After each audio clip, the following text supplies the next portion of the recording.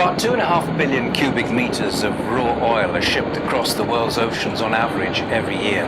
Now that's half of all the oil that we consume annually.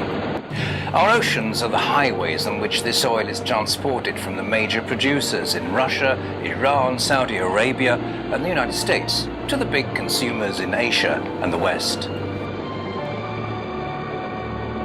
Now, raw oil is usually transported on VLCC, very large crude carrier vessels, with the capacity to transport about 2 million barrels of raw oil. That these quantities would be enough to fill over half of Stockholm's massive globe arena.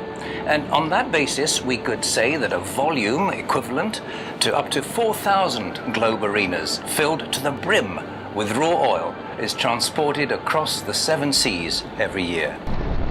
Refined petroleum products such as petrol, diesel and aircraft fuel are transported on somewhat smaller vessels that can carry up to around 70,000 cubic meters. And it's these product segments that form the main focus of Concordia Maritime's operations, namely the transport of refined petroleum products.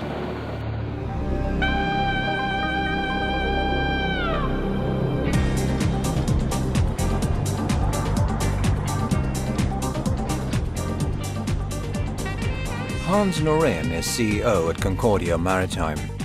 Now, your vessels ply the 7 seas every day, transporting these huge quantities of a commodity that's crucial for the world economy and for most people in general, and one that also has to be handled with particular care to avoid damaging the environment. As head of this operation, you're shouldering quite a responsibility, aren't you? To be a carrier of oil and petroleum products comes with a high level of responsibility. Concordia Maritime has, since the 90s, established itself as a shipping company that puts safety, security and top-class performance as priority number one. During that period, we have developed the philosophy that oil should always travel first class, and that's a commitment we strongly believe in and base our work approach on. We strive to implement our transports as safely and close to perfection as possible. Our P-MAX vessels, for example, encompass a unique design in which we have combined, in our view, the best of two worlds: transportation economy and the highest possible safety. Many accidents occur due to human error, and that's why it's so crucial to have highly qualified and experienced officers and seamen. And ours do indeed fall under that category. A lot of time and effort is spent on safety and security work on board our vessels, and we are extremely proud of the people on board our vessels.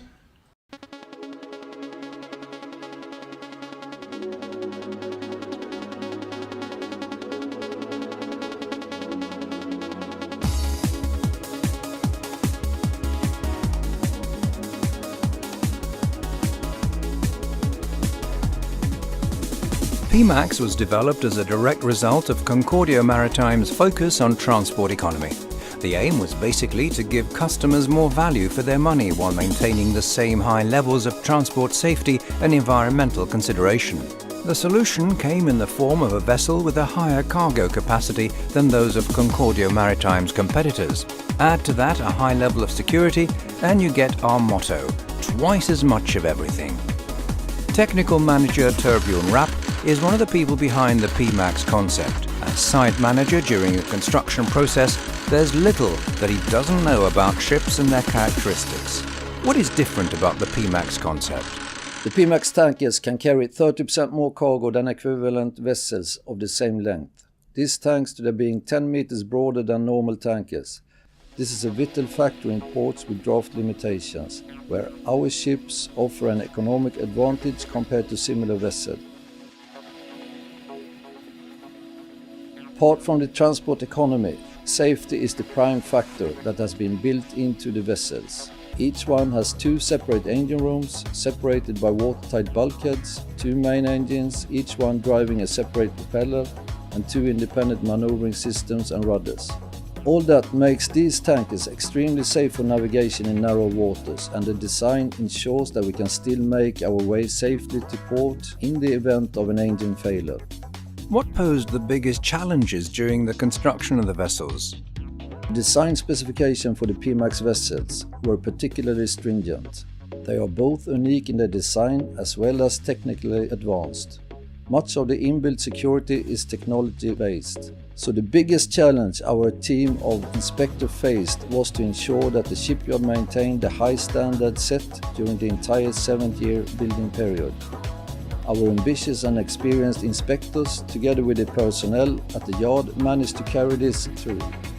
The result speaks for itself. The 10 P-MAX vessels playing the oceans today have operated without any failures at all since they were launched. As you heard, the P-MAX concept has significantly boosted Concordia Maritime's competitiveness. But what about the market the company operates within? Well, the market for the transport of goods by sea is in many ways like the sea itself. It goes in waves, which can lead to extreme up and down shifts in revenue. Just during the past 5 years, the open market has seen its spot prices swing dramatically from just over $30,000 a day down to practically $0 a day. Converted into Swedish currency, the maximum revenue per day has been 200,000 krona. That's the price customers pay per day to have their petroleum products transported by sea.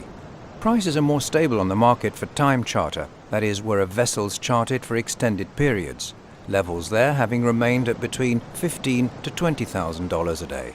Anna Forshamn is CFO at Concordia Maritime. How would you describe your strategy for profitability in this fluctuating petroleum products market? Well, in order to create profitability and stability in Concordia Maritime, we utilize the tools that most of the other industries are using. That is to say, assessing the demand and supply, the market situation, as well as volatility. We are aiming to achieve a good yield without too much risk, and then we use the tools of the trade. That is gearing the mix of loan to value ratio in combination with spot and time charter contract. Concordia Maritime has a strong balance sheet, and we have a target of 12% return on equity. And in order to achieve this target, we consider the mix of time charter and spot. When we launched the new building program for the P-MAX vessels, we wanted to secure a stable cash flow. And for that reason, we ordered the first vessels at the same time as we signed a time charter contract with the customer. And when the market then expanded, we took the opportunity to sign numbers of time charter contracts.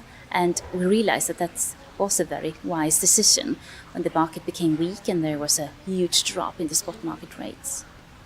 On one hand, we can't reach our return on equity of 12% if we just sign up for time charters. On the other side, we can notice that thanks to the time charter contracts, we were able to secure a stable earnings during the recent turbulent years within the shipping industry. In the present situation, we are aiming to increase the spot exposure, and vessels that were returned to us in 2011-2012 were therefore put on the open market due to the fact that we estimate that the spot market will increase, and today the current time charter levels are not that interesting. So, in summary, the mix between time charters and spot will change over time and will also reflect our expectations of the market.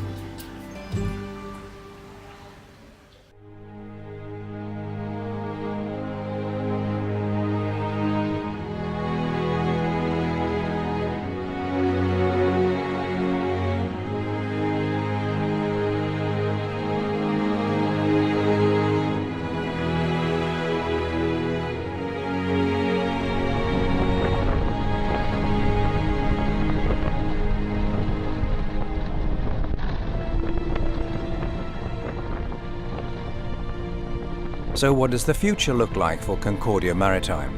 Here's CEO Hans Norin to sum it up for us. The product tanker shipping business looks very interesting going forward. We had a supply problem after the financial crisis. There were simply too many ships ordered during the boom years. This changed drastically during 2009 and 2010 to a point where basically no shipbuilding orders at all were being placed in the product tanker segment. The dynamics and the problems among different operators in the oil and oil refinery business vary, and this of course opens up possibilities for us as carriers.